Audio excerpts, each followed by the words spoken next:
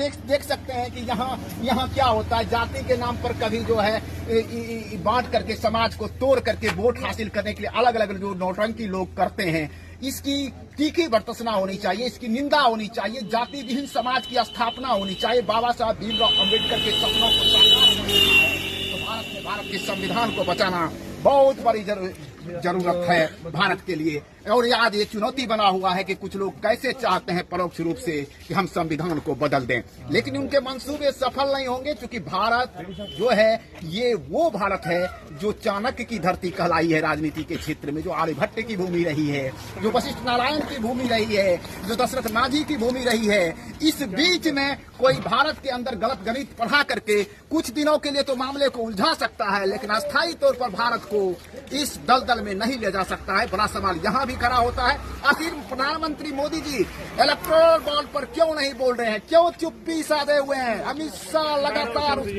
गलत तरीके से उनका डिफेंस करने। आप सर जरा सा राहुल गांधी पे बोलिए, क्या उसका आपसे उससे क्या बात हुई नरेंद्र मोदी से और इनसे? मेरी बातचीत नहीं हुई है, आप देख रहे हैं दोनों के क्रियाकलाप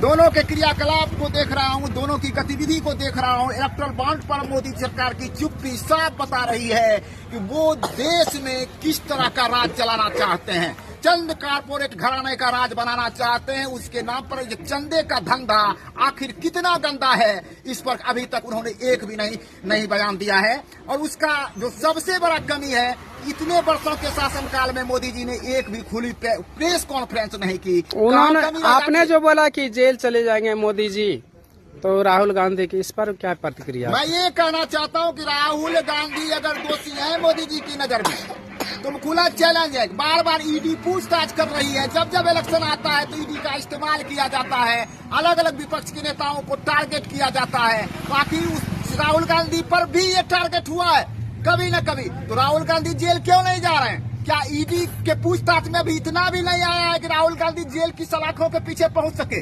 तो एक बात तो मान लेना होगा कि या तो मोदी जी के पास राहुल गांधी के खिलाफ कोई सबूत नहीं है, उनके चोरी करने का, उनको जेल भेजने का कोई आधार नहीं है, या तो ये सही है, या अगर उनके पास आधार है तो फिर राहुल गांधी को बचाना क्यों चाह रहे हैं? ये कहाँ कमी रह जाए, क्यों नहीं जेल भेज पा रहे हैं? आखिर क्या बात है, ये तो बताना होगा मोदी जी को।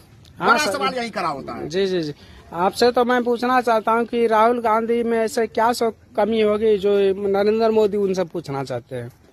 राहुल गांधी में क्या कमी है?